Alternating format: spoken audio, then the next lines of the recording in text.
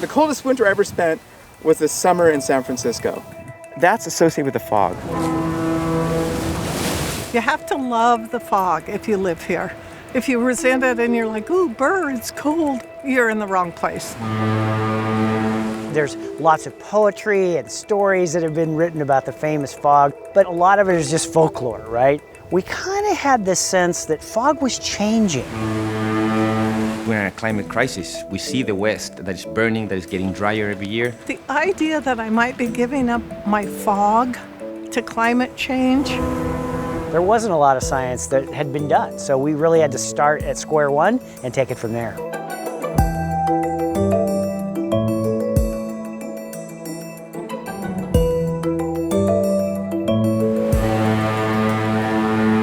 What would San Francisco be without the fog? It shrouds the city in cold gray mystery, in paintings, poetry, and songs. The fog is a part of the city's identity and a part of its climate. But now, the fog could be facing an uncertain future. Claude Monet mentioned that London was one of his favorite places to paint because of all the shades of gray. John Paul Marcello is using 4 shades of gray on this chilly morning. It's a landscape he's been painting for 20 years. It's always changing. I've painted this well over 100 times and I never get tired of it. But when he's not painting scenes of San Francisco, Marcello documents something else. I've done some natural disasters such as Hurricane Katrina and more recently the fires up in Sonoma County. Deadly disasters that wiped entire communities off the map. Disasters widely attributed to climate change. Many of these places are totally uninhabitable now. You know, we think of climate refugees in places like Africa, but this is happening here in the United States as well. Now, as he paints the famous fog creeping in through the Golden Gate, Marcello might be documenting yet another casualty of climate change. We had a hunch that the fog was changing, but we didn't really know how. Todd Dawson studies plants and the environment at UC Berkeley, including the majestic redwood trees that line the Bay Area's foggy coast. And we got very interested in how the redwoods are interacting with the summertime fog. It's the fog that rolls in off the ocean and over the hills. I mean, it's pouring over the hill. It looks like it's almost solid because there's so much fog. Painting the city in shades of gray all summer long for generations. The fog is our friend. You could probably talk to 25 people in the city and they'd say, oh, this is my favorite place to watch the fog. Nancy Hale is a San Francisco native. She's been hearing those foghorns for 70 years. In all that time, one thing hasn't changed. Golden Gate Bridge workers still turn on the foghorns by hand and log the weather in paper notebooks.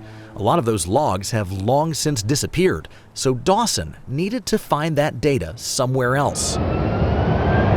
It turns out there's another place they're always watching the sky, and here the records were meticulous. The airport records were definitely making note of fog, and they were actually noting the height of the fog. From there, Dawson's team charted the ebb and flow of the fog all the way back to 1951, the year before Nancy Hale was born. And it really did surprise us. We saw that fog had been on a perpetual decline in coastal California.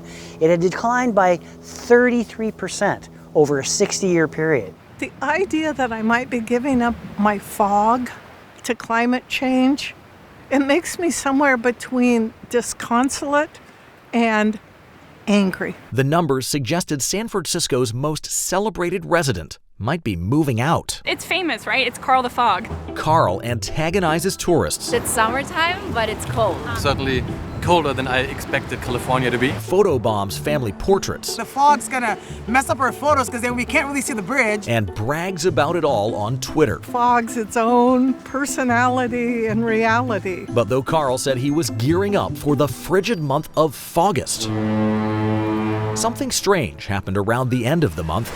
Carl took a vacation. It's hot as hell out here, and I've never seen it this packed before. Labor Day weekend, a heat wave sent the city scrambling to find relief in the chilly waters of the bay. It's a lot of people out here. Usually it's cold, foggy. It's wonderful until you have to go home to sleep with no air conditioning. A generation ago, it was unthinkable. Air conditioners were not in anybody's mind in San Francisco. Well, a decade from now, Probably everybody's going to be putting AC in their house because it's going to be a lot hotter in the summertime. But the consequences reach far beyond the city by the bay. Look at that cool down. Livermore, only 76 degrees. Though Carl the Fog may live in San Francisco, meteorologist Rob Mayetta sees the fog's fingerprints all over his NBC Bay Area forecast. Preventing inland temperatures from hitting all kinds of excessive heat warnings. What is fog? I mean, like, what's it made of? Well, fog technically is tiny, tiny water droplets. And for the Bay Area, our fog, the technical term is advection fog, and that's just a fancy way of saying it's moving. In fact, it's the inland heat that moves the fog, pulling it in from the ocean like a giant vacuum and cooling off communities all the way to Sacramento. As that warm air rises inland, the cool marine air starts pouring over the hilltops, so it kind of comes in and replaces it. But in recent years, Mayetta says the fog has looked different. If the ocean's too warm, fog may not form at all. And even when it does, sometimes it's getting flattened by areas of high pressure. Strong high pressure acts a bit like a ceiling. So if the Bay Area, the mountains on all sides are like walls to the room,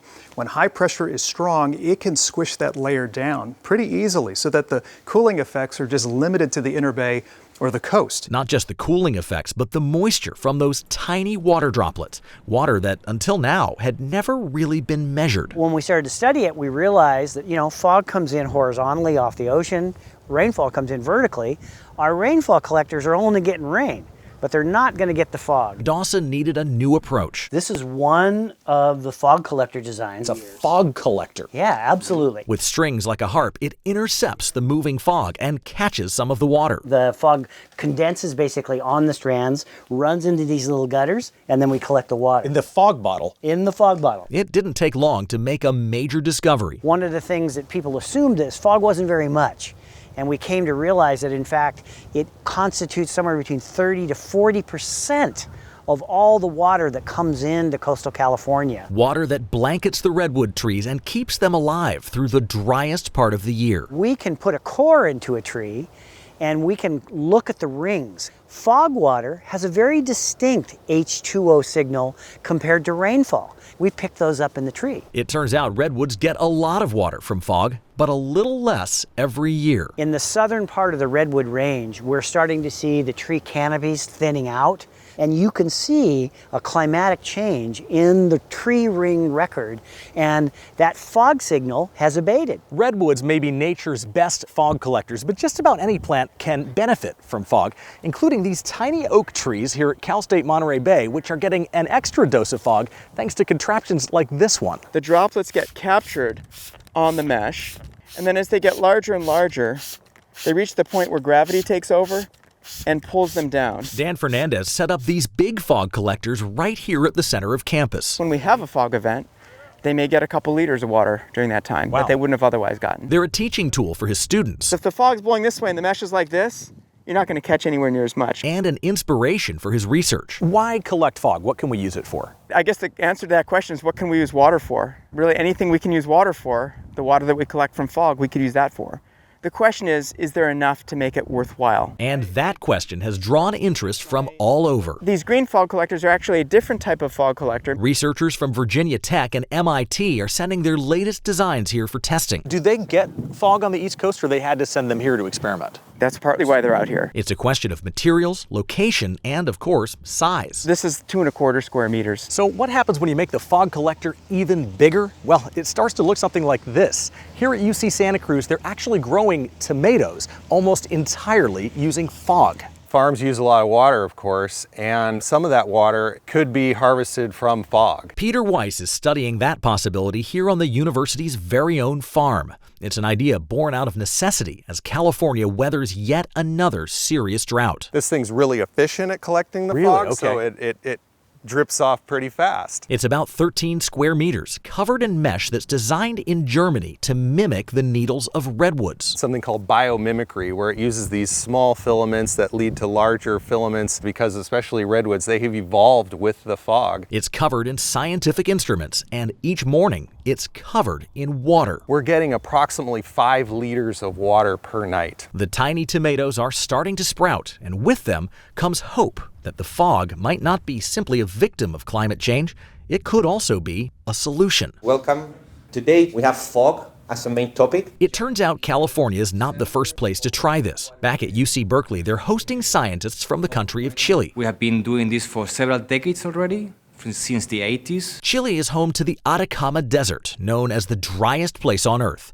And there, a remote university research station gets all of its water from fog. So when you cook, when you go to the bathroom, take showers, there it's all fog water. Is it good water? Yes, I like it. It's tasty. It's a bit sweet. But even though scientists weren't the first to capture fog, it turns out indigenous people were doing it more than 1,000 years ago, finding flat rock faces covered in lichen and setting clay vessels at the bottom. So the lichens works like hair, catching the drops and then start falling the drops by gravity. Chile and California are considered environmental twins. What works there has a good chance of working here, and it's capturing imaginations. Eduardo Bendek studies the physics of space telescopes at NASA, but a physics project with one of his students landed right here on our own planet, envisioning San Francisco's iconic Sutro Tower as a giant fog collector. How much water do you think you could capture on Sutro Tower? You could think of numbers in the orders of 5,000 gallons a day, which is not bad. He'd covered the tower in retractable sheets of plastic mesh that open up when there's fog and roll away when it's clear out.